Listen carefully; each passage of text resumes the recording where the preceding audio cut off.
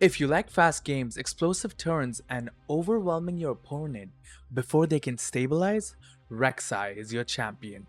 This is the Rek'sai Beginner's Guide for Riftbound Set 2 Spiritforged. Rek'sai is not a control deck. Rek'sai is a tempo snowball champion who lets you play with more than just the cards in your hand. You win by playing faster from unexpected zones and forcing your opponent to defend every single turn. So, let's talk about the legend card, Void Burrower. Rek'Sai's legend ability triggers whenever you conquer. When you conquer, you may exhaust me to reveal the top 2 cards of your main deck. You may play one, then recycle the rest. You exhaust Rek'Sai, look at the top 2 cards of your deck, play one, and recycle the other. This turns winning combat into card advantage and the momentum to gain over your opponent. Here's a competitive tip for you. Don't use this every turn or fire it automatically. Use it on turns when you think that the extra card lets you immediately press advantage. You might run into situations where a card that you see on top might not be the one you want in your hand and you might want to recycle it, but that's one card that could come into advantage later on. So just make sure you use it precautiously. Next, let's talk about Rek'sai Breacher. She is the engine. She has Accelerate, Assault, and she gives Accelerate to other units played from anywhere other than your hand. This is what enables Rek'Sai's explosive turns. Once Breacher is active and on your field, every non-hand play becomes a threat.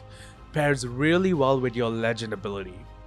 Now, let's talk about her signature spell, Void Rush. It's a tempo, card draw, and synergy all in one package. You reveal the top 2 cards of your deck, play one cheaper, and then you get to draw the other one. It's like getting 2 cards off of one.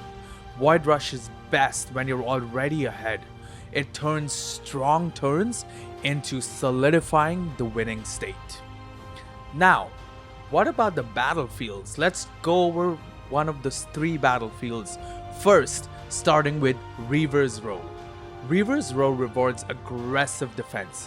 When you defend here, you can move a unit back to base, keeping pressure spread across battlefields.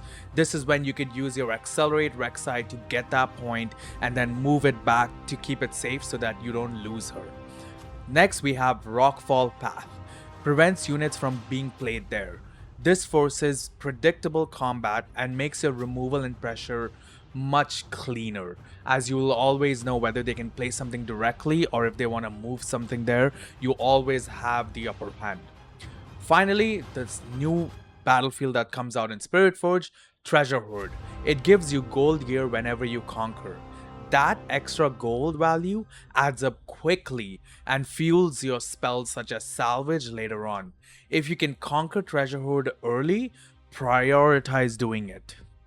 Moving on to our champion units, we have Rengar Pouncing, one of my favorite champion unit cards that are coming out. It's your surprise threat. He enters during attacks and showdowns and punishes opponents who commit defenders too early. Rengar is kind of like Shen from set 1 who can be played during a showdown. Next, we have everyone's favorite, one of the most played cards, Darius, Reward Sequencing. When you play your second card in a turn, all of you know, he readies and hits way harder. Pair it up with Cleave or Blood Rush and you're absolutely destroying that battlefield. This fits perfectly with Rek'Sai's multiplayer turn as well. Moving on, we have Kaisa Survivor. Very good card. Accelerate also gives you that extra card draw. So she always tries to get forces answers from your opponent. So an easy way to get cards out of your opponent's hands. Let's talk about our units. So first we have this new card called Void Hatchling. Void Hatchling smooths your deck. It lets you peek and recycle cards whenever revealing from the top, making Rek'Sai's legend ability and Void Rush way more consistent. So you can actually kind of see what you have and base your turns on that. Try to play this early because the value it provides compounds over the course of the game. Moving on, we have Void Drone. Void Drone gets cheaper whenever played from non-hand zones. It's one of your best tempo units during explosive turns.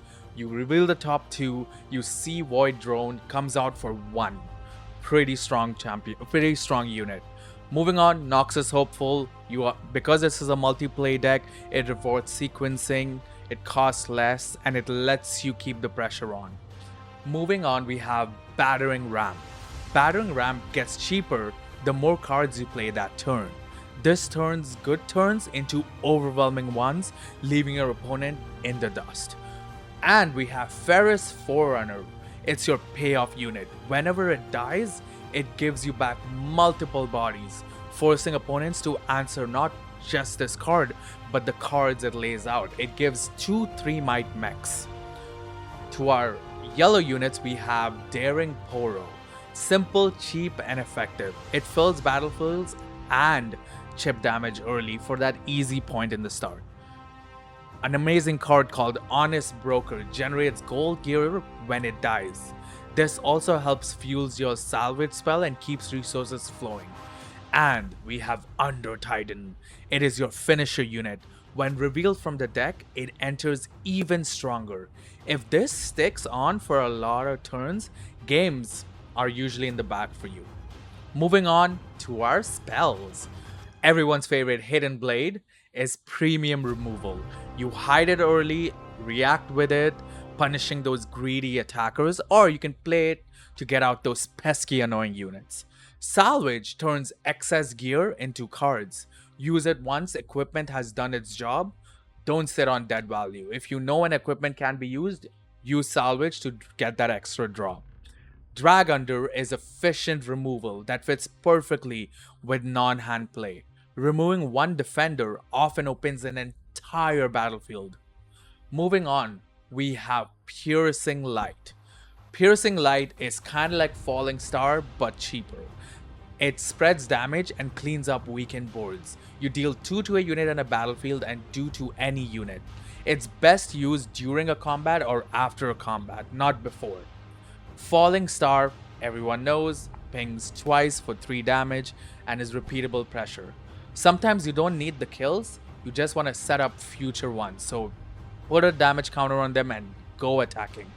Then we've already talked about the last one, which is Void Rush. It extends turns, smooths draws, and enables your explosive sequences. Moving on to our equipment, we have the Serrated Dirk. Serrated Dirk gives Assault 2. This is your closing gear.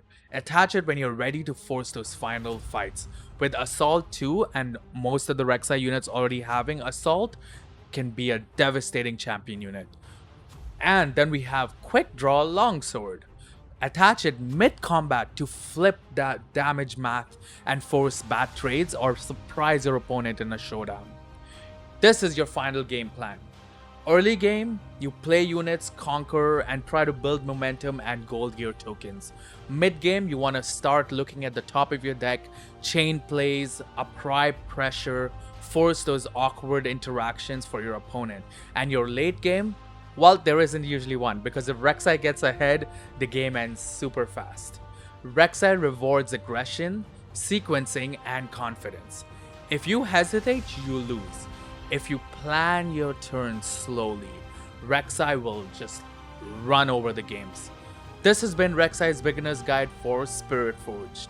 We hope you enjoyed this video and can't wait for you to see more of our champion guides for Spiritforged. Thank you for watching, like, comment, and subscribe, and see you next time.